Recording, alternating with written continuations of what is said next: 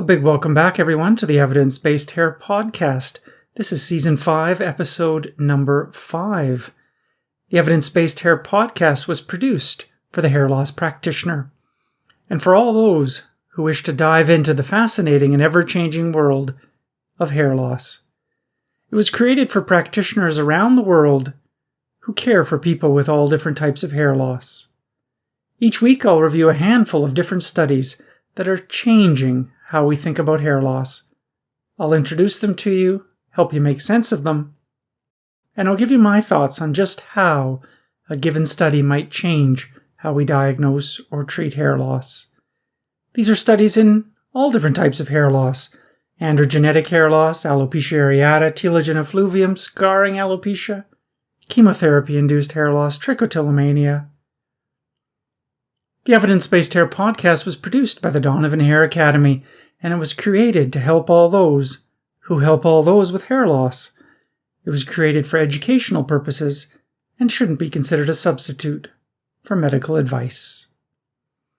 Today it's my great pleasure to review 5 studies with you. For those of you who want a brief 5 to 10 minute overview, a mini podcast within our longer podcast, well, we'll begin that in under 30 seconds. And for those of you who want a bit more detail that will allow you to incorporate some of these new studies into your own practice, well, you and I will dive into those together. Thanks so much for joining me on this journey. The third Monday of each month is dedicated to scarring alopecia, and today I will review with you 5 studies in the area of scarring alopecia. I'll begin first with the study by Onamusi and colleagues from the Archives of Dermatologic Research in May 2023.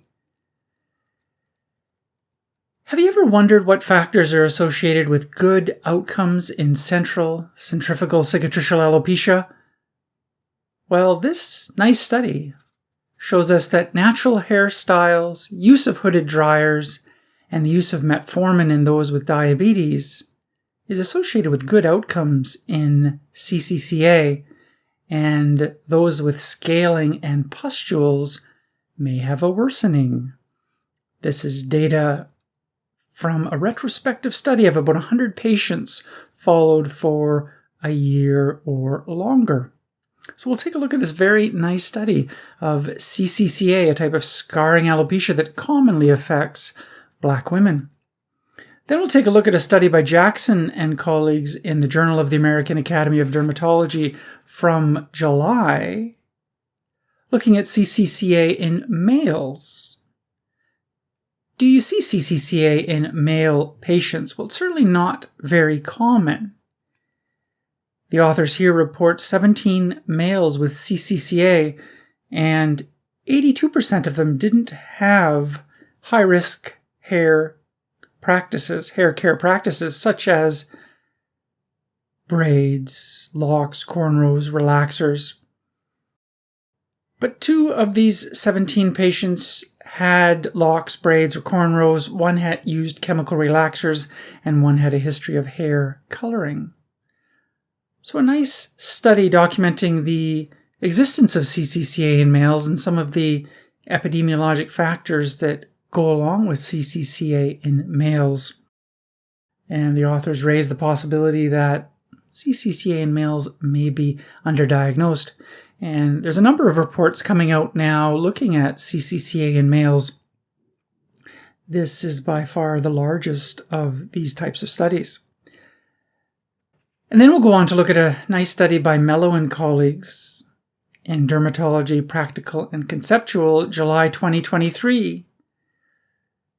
Do you look at the hairs that you pull out during a pull test? Well, sometimes we do, and we assume they're telogen hairs, and the vast majority of times they are telogen hairs. But very occasionally they are anagen hairs, and one of the times that you pull out anagen hairs from a routine pull test is when your patient has scarring alopecia.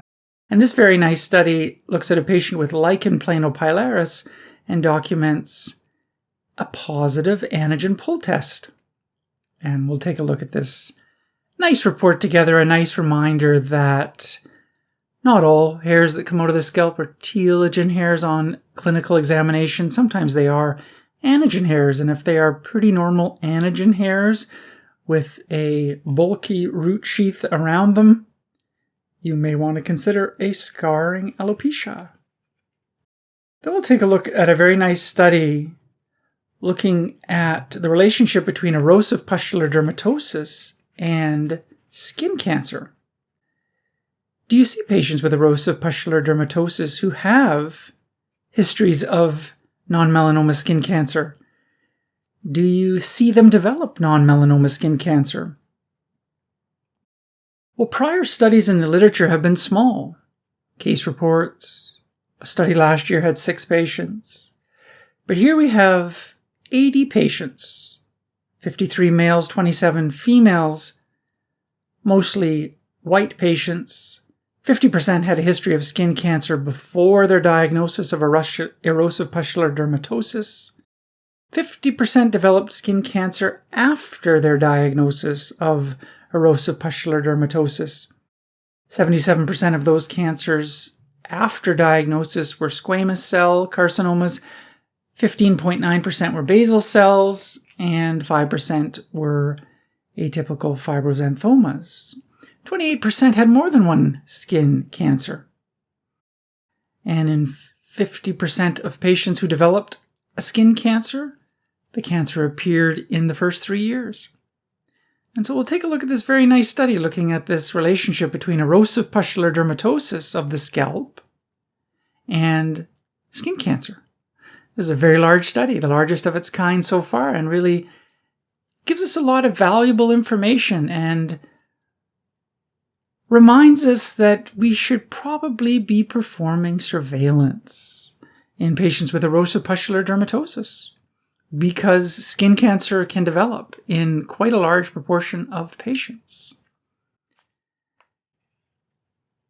And then we'll go on to look finally at a study by Sarkis and colleagues in the Journal of the European Academy of Dermatology and Venereology in August 2023, looking at folliculitis decalvans in females. Do you see folliculitis decalvans in females? Well, certainly it can occur in males and females. It occurs in males just slightly more commonly than in females, but it certainly occurs in females. One of the largest studies to date was a study in 2015 by Dr. Vañó and colleagues from Spain, a nice study of 82 patients, 52 male and 30 female patients. That study suggested that males and females had a similar course for the most part, but folliculitis decalvans in males tended to occur at a younger age. Males were more likely to have androgenetic hair loss and more likely to have pustules. This study by Sarkis that I'd like to review with you describes folliculitis decalvans in 150 female patients. It's a multi-center study from over 10 countries.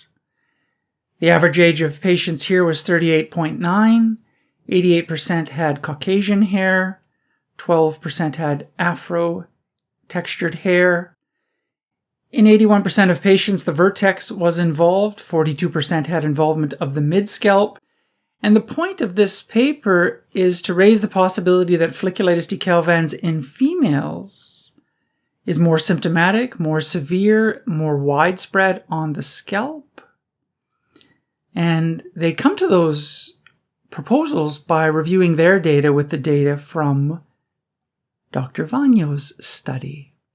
And so we'll take a look at Dr. Vañó's study from 2015, and we'll take a look at this new study by Sarkis and colleagues in the Journal of the European Academy of Dermatology and Venereology, fresh off the press, August 2023. And the references for all these studies are in the show notes that accompany this episode. So we'll begin by a study by Onamusi and colleagues in the Archives of Dermatological Research, May 2023. So central centrifugal cicatricial alopecia is a condition that more commonly occurs in women with afro-textured hair.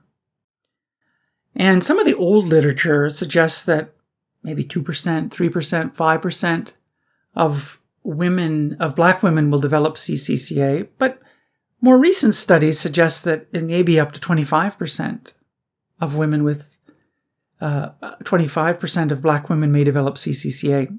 But that old literature continues to be quoted time after time again, even in our new studies. And the introductory sentences of many of our current papers start out by CCCA occurs in 2 to 4% of black women. And nobody really wants to take the bold step to leap and say, our current evidence suggests that CCCA occurs in up to 25% of black women. And I think we need to take that leap because that's probably the more accurate data. But the authors of this study set out to determine factors that are associated with good treatment outcomes. What factors are likely to predict a patient who has a good outcome with treatment? So the authors performed a retrospective chart review of 100 patients who had been treated for at least 12 months. 50% of patients were stable after 1 year, 36% improved, and 14% worsened. The factors associated with having an improvement were the following: no history of thyroid disease, using metformin if you had diabetes, using hooded dryers, wearing natural hairstyles, and being healthy, having no other physical signs besides scarring alopecia.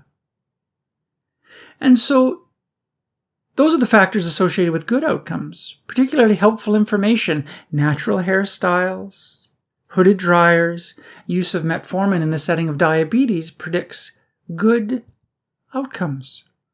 The factors associated with a worsening, having worse hair loss after 1 year, was the presence of scaling and the presence of pustules. So all in all, I like this study. I like this study first because it brings up the use of metformin for treating CCCA. Here, metformin was used in the setting of diabetes, so patients with CCCA that had diabetes. But it brings up the topic of metformin use in CCCA even in women that don't have diabetes. And topical metformin has received quite a bit of attention in CCCA. And this comes from a study in 2020 from JAAD Case Reports, titled Hair Regrowth in 2 Patients with Recalcitrant Central Centrifugal Cicatricial Alopecia After Use of Topical Metformin. So this was a nice study in 2020. It was one of our top 20 studies of 2020. Metformin is a common medication. It's an old medication. It's a relatively inexpensive medication. And it's used for treatment of diabetes, but it does more than just affect blood sugars. It can impact inflammation. It can promote the development of a more favorable gut microbiota, and it may have anti-fibrotic effects as well. And this nice study in JAAD Case Reports from 2020, which I'll put the reference in our show notes, documented 2 patients with an improvement with topical 10% metformin in lipoderm cream. One patient had quite a nice improvement, and one patient had a very slight improvement. And since 2020, there have not been any studies in the literature following up documenting the use of topical metformin in CCCA, which is surprising and disappointing. And I have used topical metformin quite a bit in the last 3 years since this study came out. And results are quite varied. Many patients don't have any benefit with topical metformin, and some appear to. And so I don't think we're quite there yet in understanding the role of metformin in CCCA, but it clearly has some role. And this nice study in the Archives of Dermatologic Research shows us that use of metformin in those with diabetes, use of hooded dryers, and the use of natural hairstyles was associated with a good outcome. And so it brings us back to the topic of metformin yet again, that should we be studying metformin more than perhaps we are now, or should we be perhaps reporting our data?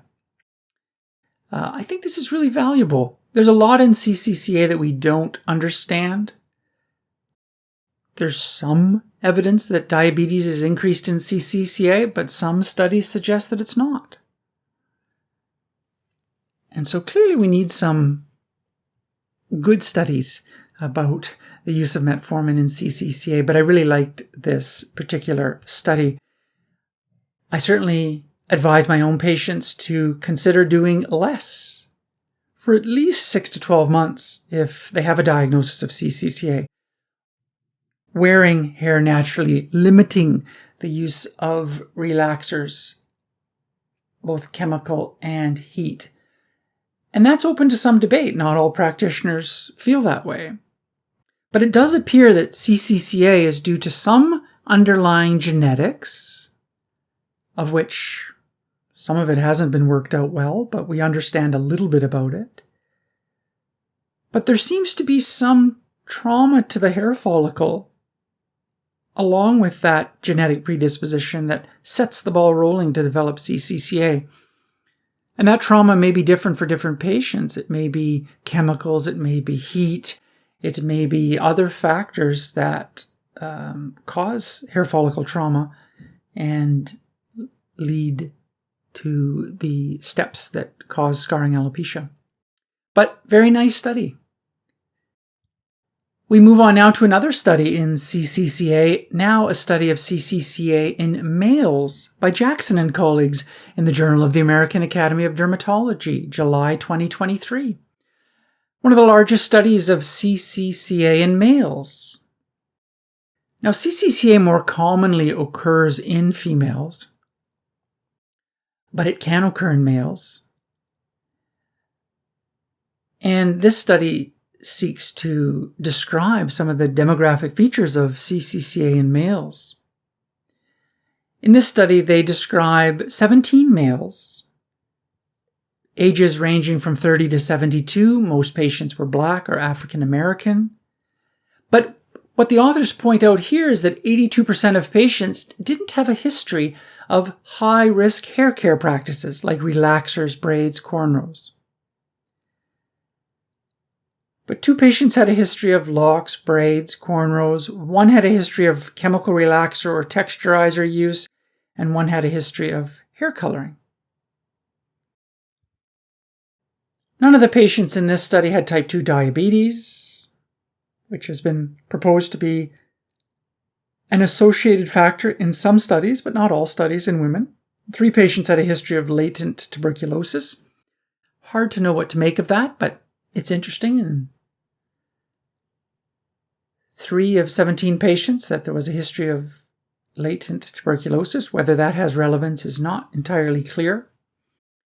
The location was classic in 8 patients, sort of vertex. But several patients had an atypical location, including 3 patients with CCCA in the occipital zone, 2 with the more posterior vertex locations, 2 with patchy hair loss, 1 with diffuse. 60% had scalp itching, 17% had bleeding, 2% had redness, and almost a quarter had scalp pain and tenderness. Pathology showed the typical findings: loss of sebaceous glands, perifollicular fibrosis, perifollicular inflammation, eccentric thinning of the root sheath, outer root sheath. And sometimes we see premature desquamation of the internal root sheath. But a really nice study which reminds us that CCCA can occur in Black males. And we need to keep this on the differential diagnosis of central or vertex hair loss. And many of these patients with CCCA may at first have an appearance of androgenetic hair loss, and there may be androgenetic hair loss as well. But a patient with what appears to be androgenetic hair loss who has itching and tenderness, you may want to think about CCCA. There may be coexistent seborrheic dermatitis, which confuses the picture because that can give itching, scaling, redness. But I really think you want to have a low threshold to biopsies for patients with central hair loss with accompanying afro-textured hair. I think that's really, really important. There are some cases of CCCA which are quite clear-cut, but there's many that are not, especially the early stages. And I think a low threshold to doing biopsies really can pick up a lot of CCCA in the earliest stages. The presence of a biopsy report with loss of sebaceous glands, with perifollicular fibrosis, perifollicular inflammation is extremely helpful, especially the loss of sebaceous glands. The more confusing thing is that there is some thought in the literature that not all CCCA, especially early CCCA, has loss of sebaceous glands. So what do we do in those situations? Well, a pathologist that reads a lot of hair pathology can sometimes give some suggestions about early CCCA with eccentric thinning of the outer root sheath, premature desquamation of the inner root sheath, the degree of fibrosis present in the scalp. All these things with as astute pathologist can really go a long way to diagnosing CCCA in the earliest stages, but the vast majority of biopsies do have loss of sebaceous glands. And so if you have a patient with what appears to be androgenetic hair loss and they have itching and burning and tenderness, and you think it's androgenetic hair loss with seborrheic dermatitis, consider doing a biopsy. If the biopsy comes back loss of sebaceous glands, well, there's a good chance you're dealing with CCCA. Of course, you might be dealing with folliculitis decalvans, you might be dealing with Lichen planopilaris, but you're probably dealing with a scarring alopecia. And so please give a low threshold to performing biopsies. So the authors here remind us that CCCA can present with scalp symptoms like burning, itching, and tenderness in many patients, but not in all patients. But not all patients have a history of these high-risk hair care practices like braids, cornrows, chemical relaxers.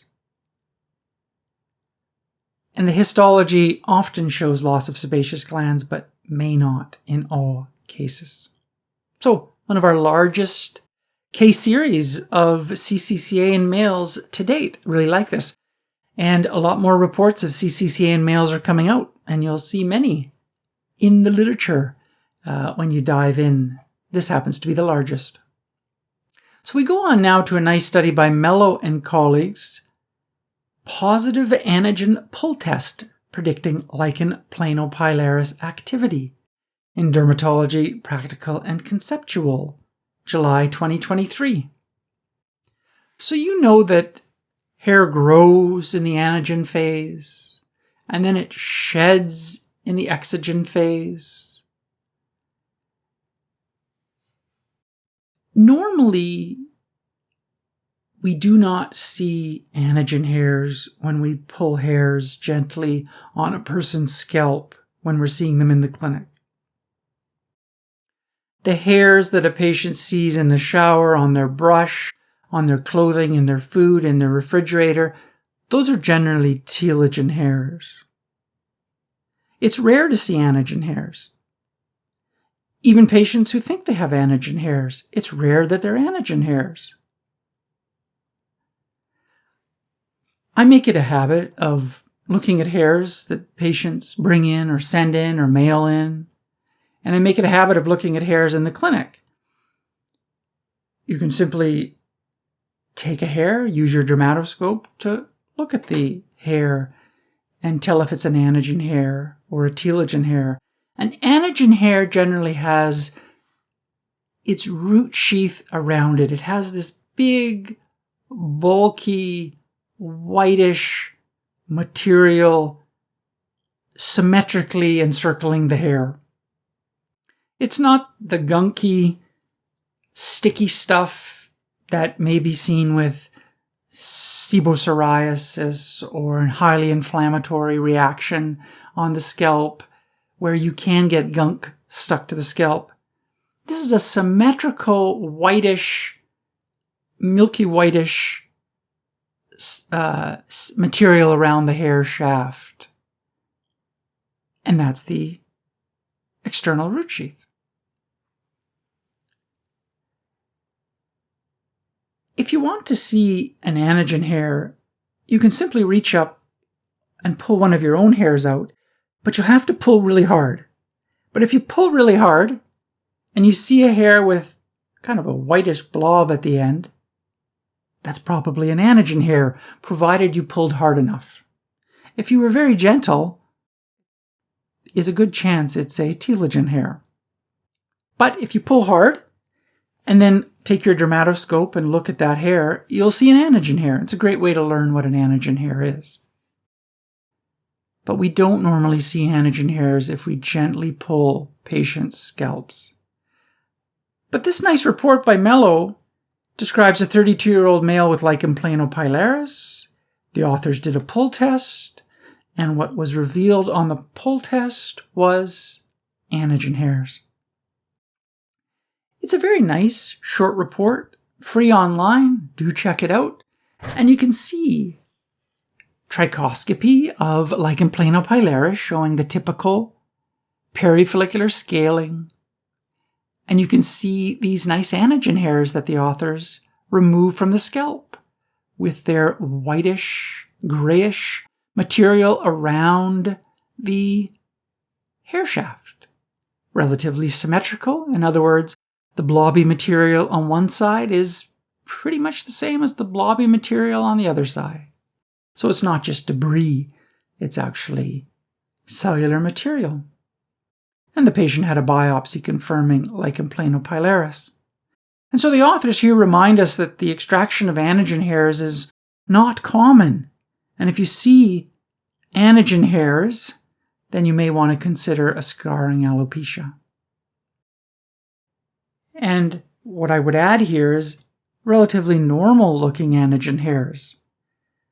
It's true you can pull out anagen hairs in loose anagen hair syndrome, but those don't even look like anagen hairs. And so if you pull out normal anagen hairs that look just like the hair you're going to pull out when you practice, you may wonder about a scarring alopecia. And so the inflammation that's part of the scarring process facilitates the release of anagen hairs. This inflammation that surrounds the hair, surrounds the outer root sheath, and the interface dermatitis that you see on biopsies makes it pretty difficult for hairs to grow. And the anagen hairs leave. They leave the scalp because it's hard to grow. So I really like this report. I would like to remind you, though, there's several possible findings when you do a pull test in a patient with active Lichen planopilaris. So the patient has active disease. You may get a negative pull test. So a negative pull test doesn't mean the disease isn't active. You may get a positive pull test with anagen hairs. You may get a positive pull test with telogen hairs. Sometimes patients with active Lichen planopilaris shed more telogen hairs. That's why they come into clinic saying, I'm shedding, I'm shedding, I'm shedding. Or you may have a positive pull test with anagen and telogen hairs. So do keep that in mind. A negative pull test doesn't mean the LPP isn't active. But a positive pull test with anagen hairs coming out always means the scarring alopecia is active. But a negative pull test does not mean the scarring alopecia is quiet. You can have patients with a negative pull test, and you look up at the scalp, and there's all this scale around the hairs, or there's redness around the hairs. Or the patient says, my scalp is so itchy, it's so tender, it's burning. Well, that patient has active LPP. It doesn't matter what the pull test shows, they have active LPP. Do take a look at the hairs that come out. I would encourage you just to look at the hairs that come out routinely in your patients. You'll see telogen hair, telogen hair, telogen hair, telogen hair, telogen hair. And then once in a blue moon, you'll see a hair that is strange. That may be an anagen hair. It may be a hair that is associated with another inflammatory condition. It may be a hair that is a loose anagen hair. It may be a manilothrix-like hair in alopecia areata. It may be a broken hair. But by getting in the habit of just looking at hairs that you gently remove from the scalp with your trichoscope, it can be really valuable. Years ago, when you would do a pull test, you would put it on a glass slide, you'd run to the microscope, and you'd take a look at these hairs. But nowadays, you can just put the hair on your hand, take your trichoscope or your dermatoscope, look at the hair, and tell immediately what it is. It takes a matter of seconds. If the hair has something attached to it, spend some time figuring out what that something is. Is it the outer root sheath of an anagen hair? Is it crusting or scale or material or from dandruff or seborrheic dermatitis or sebopsoriasis or some inflammatory condition, rip-roaring allergic contact dermatitis? Spend some time figuring out what that material is. So we move on now to a nice study by Shamloul and colleagues in the Journal of the American Academy of Dermatology, June 2023, titled Incidence and Time to Development of Malignancies Arising on the Scalp of Patients with Erosive Pustular Dermatosis Based on Sex, a Retrospective Analysis. I really like this study. Let me remind you a bit about erosive pustular dermatosis. It's an inflammatory scalp condition that can be scarring, and so it's classified as a type of scarring alopecia. Typically occurs in patients 60, 70, and 80, but can occur in much younger age groups. Patients often present with crusting on the scalp and erosions, and often sterile pustules. And when you remove those crusts, you see all this pus that is left behind. And when you first see a patient with erosive pustular dermatosis, your first thought is, this must be a cancer. It's so scaly and crusted. Or you might wonder if it's an infection. This must be some kind of fungal infection, or this is something I haven't seen. When you press on these lesions, the pus comes out from underneath.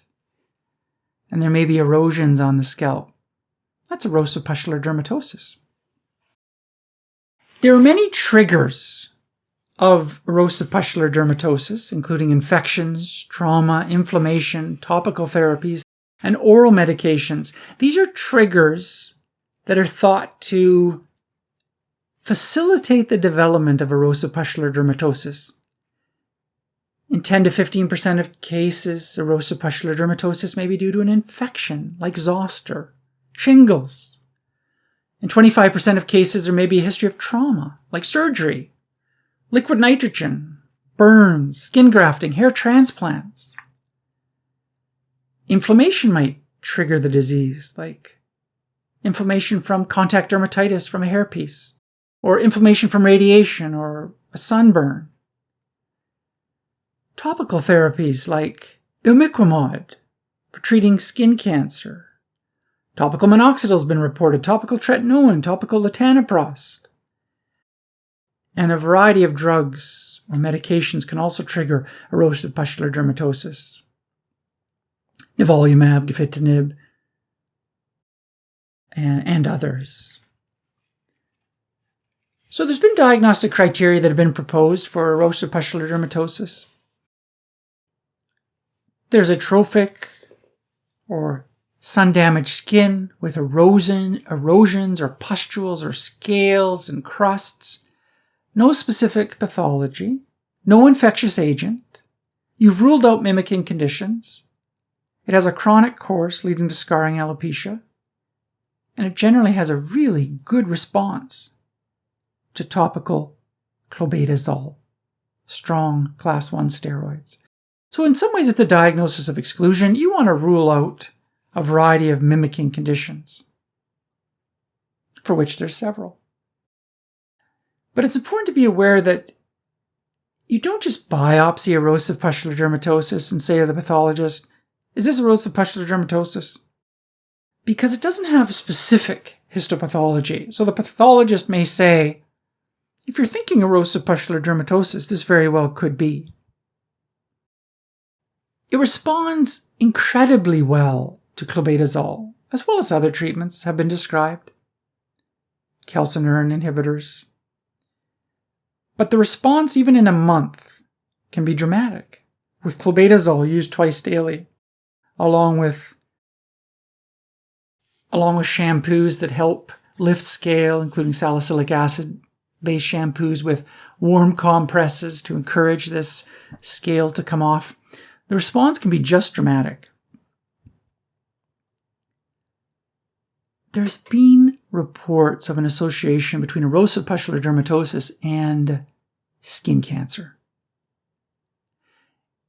And so a general rule is when I see patients with erosive pustular dermatosis, I want to see them back in 1 month to see if they've had a dramatic improvement with my treatment, because that's what I expect. It's true that patients can have relapses of the disease, but the response after 1 month is really important because that helps me with the diagnosis. If a patient doesn't respond well and they've been using their medication, I need to consider the possibility that maybe, just maybe, this isn't erosive pustular dermatosis. Second, I need to see the patient back because close follow-up and surveillance is really important. Why?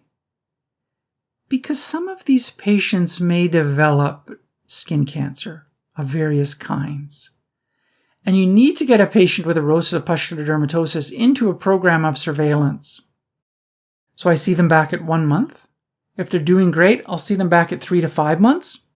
And then I'll see them back at 6 and 12 months, depending on the exact situation, but often close surveillance. A study in dermatologic therapy last year reported 6 patients with non-melanoma skin cancer associated with erosive pustular dermatosis of the scalp. Negbenebor and colleagues reported this study of 6 patients via their retrospective chart review. The 6 patients had a mean age of 82, ranged from 65 to 92. 5 of the 6 patients had lighter skin types. 4 patients had a prior history of non-melanoma skin cancer, but 6 developed skin cancer after their diagnosis.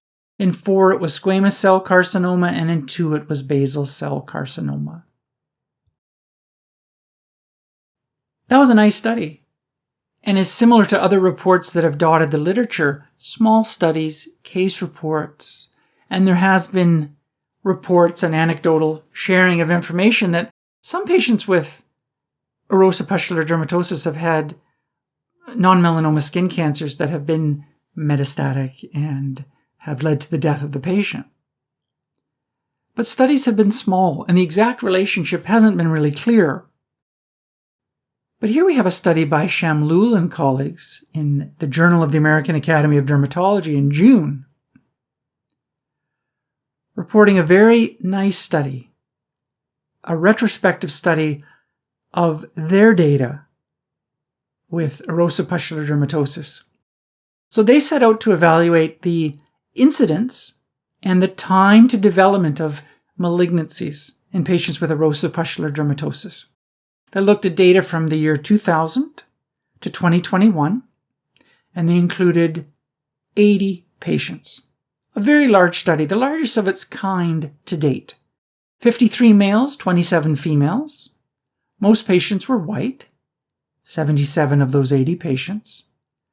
About one half had a diagnosis of malignancy before their diagnosis of erosive pustular dermatosis, a common theme we saw in the previous study in dermatologic therapy by Negbenebor that about half come in with a prior history.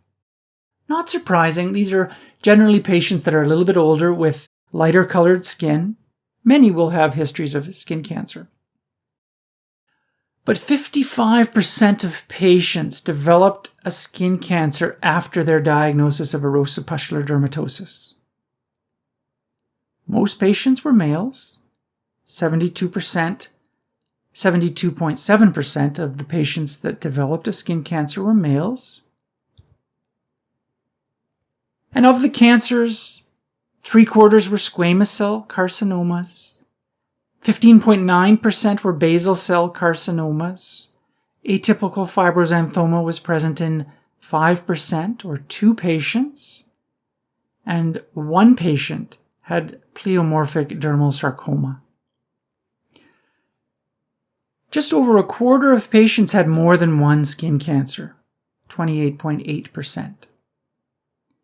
The median time to the diagnosis of malignancy was about 2.4 years for males and 3.2 years for females. And there was no statistical difference between the time to develop a skin cancer in those who had a skin cancer before their diagnosis of erosive pustular dermatosis compared to those that didn't have a diagnosis before. So a really interesting study, a large study, 80 patients. Very different than prior studies in the literature with 6 patients and 2 patients and 1 patient. Males seem to have a higher risk than females for developing skin cancer in the setting of erosive pustular dermatosis. Most are squamous cells, but basal cells and other skin cancers can arise. The one thing that I teach physicians who work with me is EPDS stands for erosive pustular dermatosis of the scalp. The literature is trying to decide, should we call erosive pustular dermatosis EPD or EPDS? I like erosive pustular dermatosis of the scalp, EPDS, because it reminds me that the acronym also stands for Every Patient Deserves Surveillance, EPDS, because every patient deserves surveillance. If you see a patient with erosive pustular dermatosis of the scalp, see them back after a month. Make sure they've had a really nice response to your clobetasol or your tacrolimus or whatever you're choosing. And if they haven't, ask yourself, is this an evidence-based gold medal treatment, a level 1, tier 1 treatment, or am I using something that has no evidence? And if they haven't responded, ask yourself, gee, maybe this isn't erosive pustular dermatosis of the scalp. Maybe this is a blistering disorder. Maybe this is a deep fungal infection. Maybe this is massive hyperkeratotic actinic keratoses. Maybe this is squamous cell carcinoma. But then see the patient back often. Surveillance is critical for the patient with erosive pustular dermatosis. And the authors remind us here that we need close surveillance, especially when there's lesions of erosive pustular dermatosis that don't seem to respond fully to treatment. If there's a lesion that's remaining, a lesion that's growing, a lesion that remains somewhat nodular, maybe it was erosive pustular dermatosis of the scalp and you were right, but maybe there was coexistent squamous cell carcinoma or basal cell carcinoma or something else.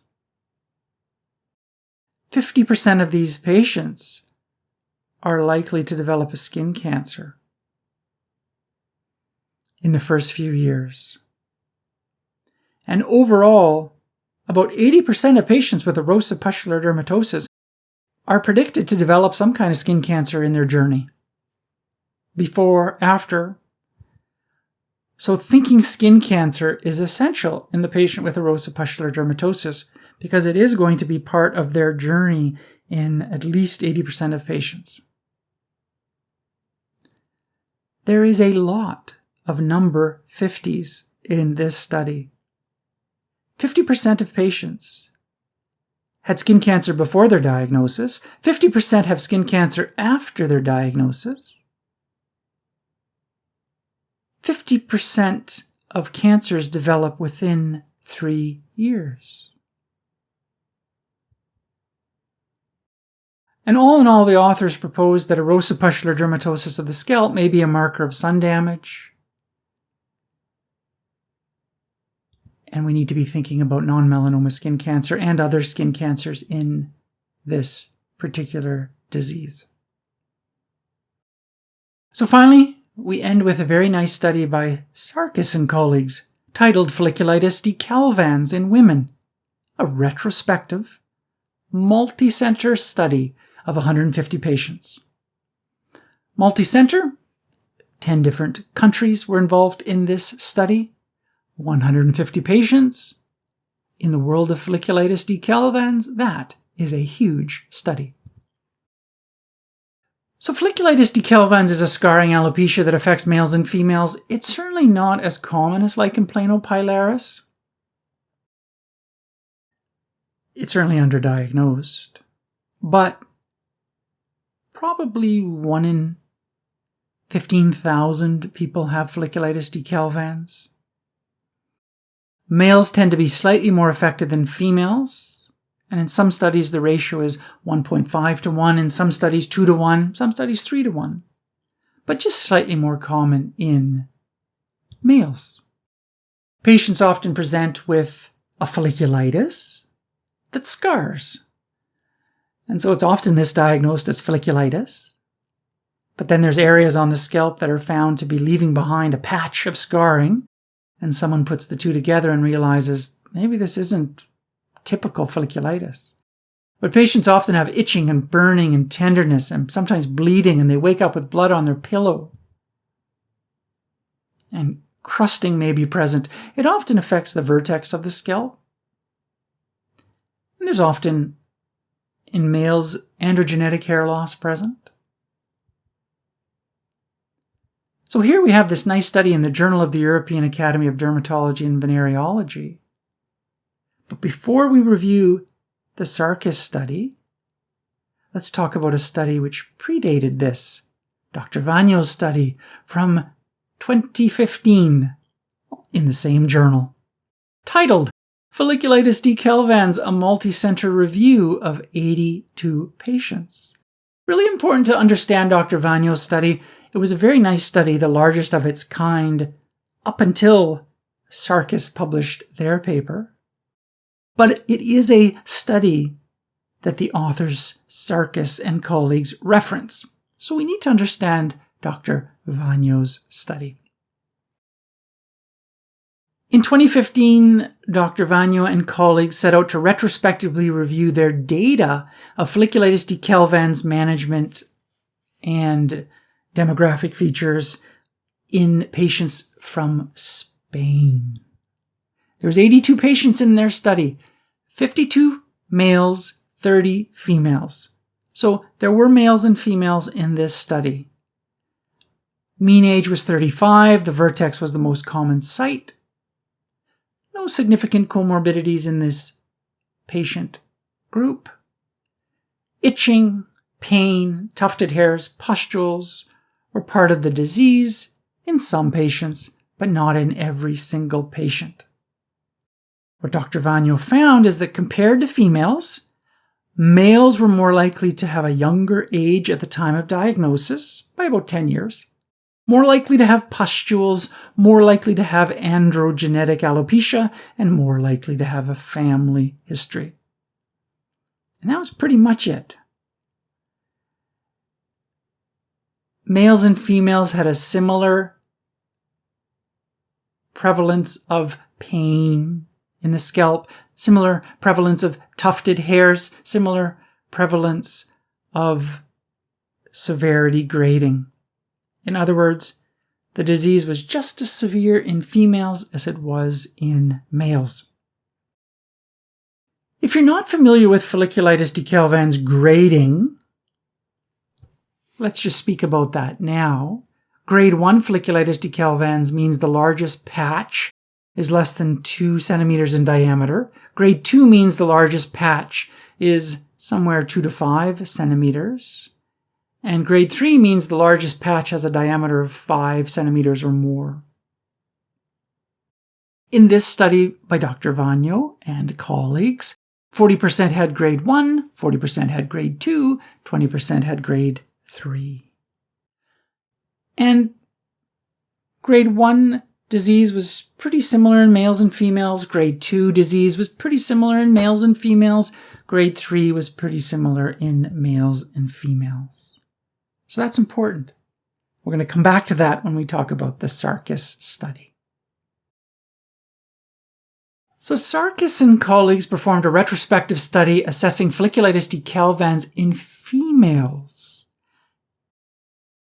Authors from 10 different countries submitted data, and this allowed the collection of 150 patients.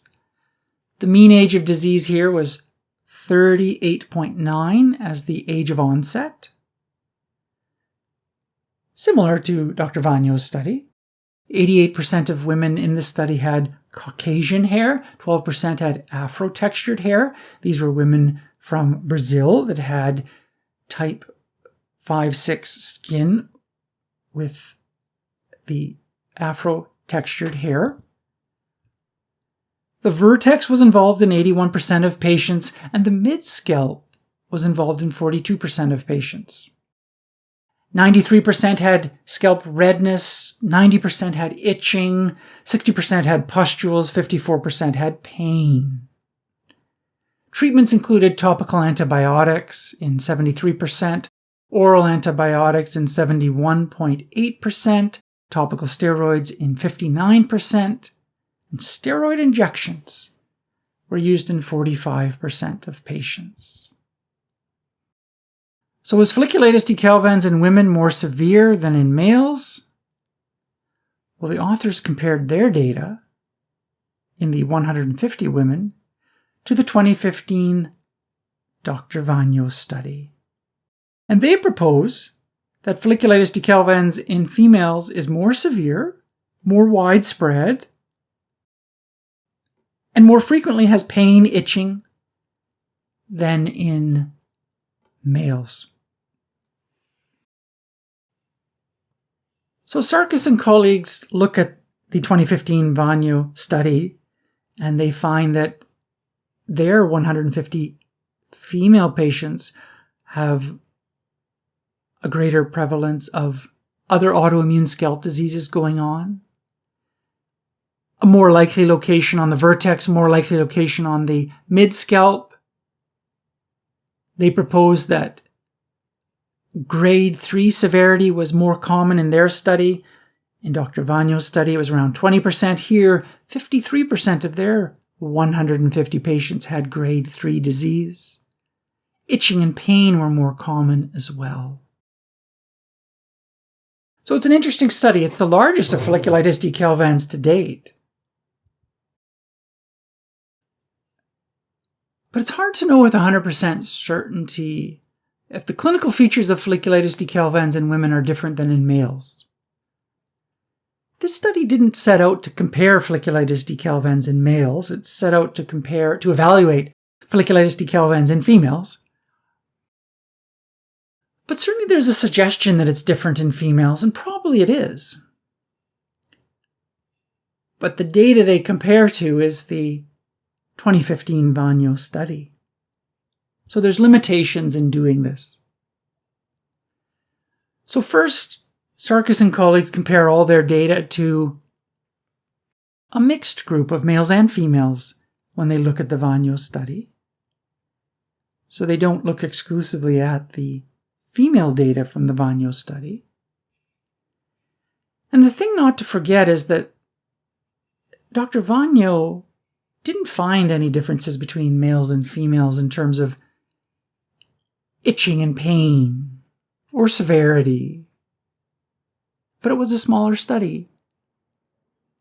Just 30 females, 52 males. The only thing Dr. Vañó found is that males were more likely to have androgenetic hair loss, more likely to have pustules.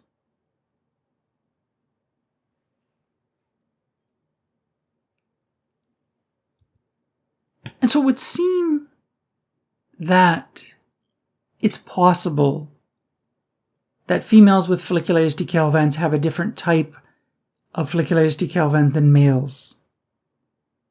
More vertex, more mid-scalp involvement, more pain, more burning, more severity. It's possible, but it's hard to know for sure.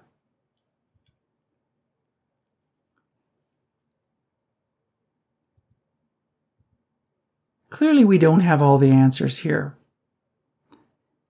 I think geography probably does matter. Vañó's study is a study of 82 patients from various centers in Spain. Sarkis study is also a multi-center study, but from 10 different countries. Does this kind of thing matter? Well, when it comes to hair diseases, it probably does. It probably matters a lot. Is FFA in Asian populations different than in other populations? It sure is. Is FFA in black women different than FFA in white women? It sure is. Is dissecting cellulitis in Brazil different than dissecting cellulitis in Sweden? It sure is. Is folliculitis decalvans in Europe different than folliculitis decalvans in Brazil? It probably is. The Sarkis study had 150 patients from 10 different countries, including 12 patients from Brazil with afro-textured hair. Does it matter? Probably. What is the impact of geography? Well, different countries, different backgrounds, different genetics. We know that people living in different countries with different genetic backgrounds have different skin microbiome, for one. And the skin microbiome plays a key role in folliculitis decalvans. It certainly could be that women with darker colored skin have different folliculitis decalvans characteristics than patients with lighter colored skin. That's not a huge stretch. In my experience caring for males and females with folliculitis decalvans with darker skin types, crusting, pustules, bleeding is much more common than lighter colored skin. Could it be that folliculitis decalvans in women with lighter colored skin is different than in women with darker colored skin? Absolutely, it could be. The second point is these are retrospective studies. Retrospective studies are challenging. You're asking researchers from 10 different countries to pull up data which is often incomplete. And we know that retrospective data is challenging. Vañó's study was retrospective. Sarkis' study is retrospective.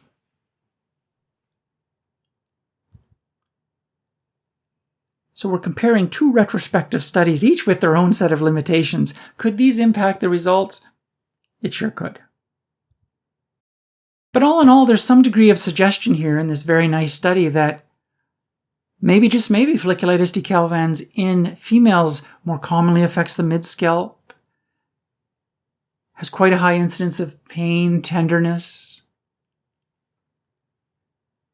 and maybe, just maybe, it's more likely to be a severe type.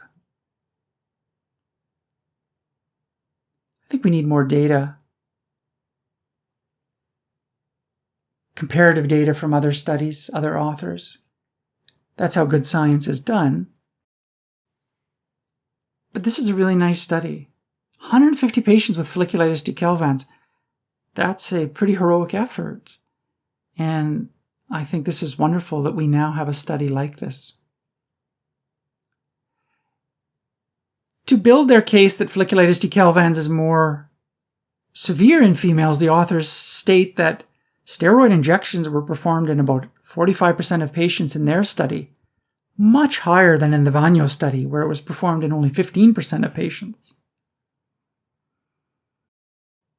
It's hard to compare treatments across different countries. Certain countries have different protocols.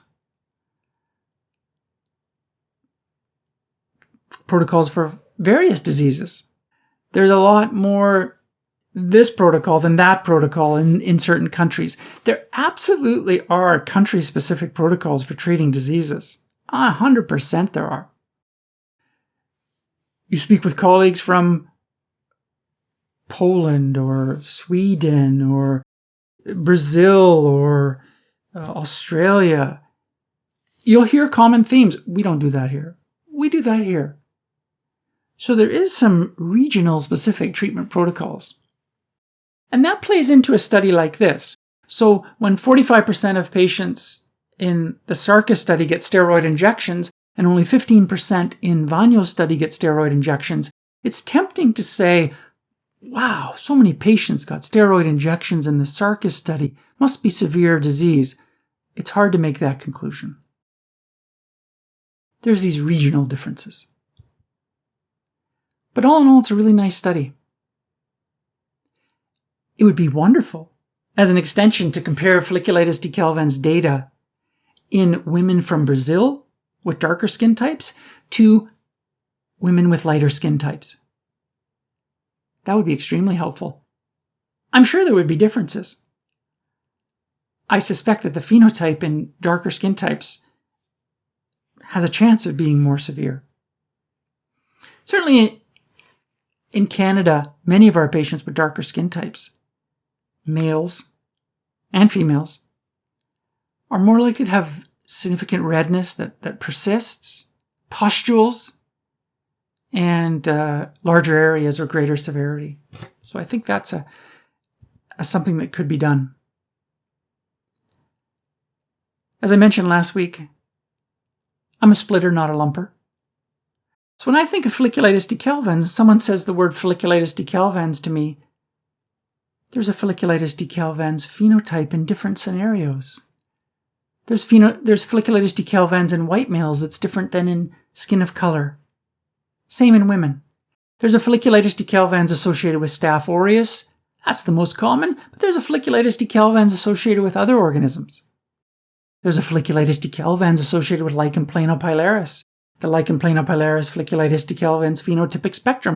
And then there's folliculitis decalvans that has no tendency to ever want to become Lichen planopilaris.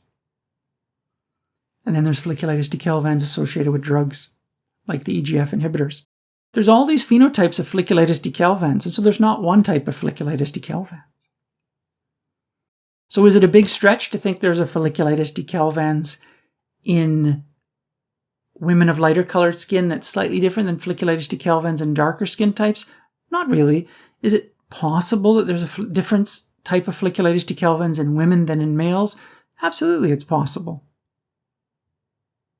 And I thank these authors for bringing this study to us. We have Vañó's study saying not too different.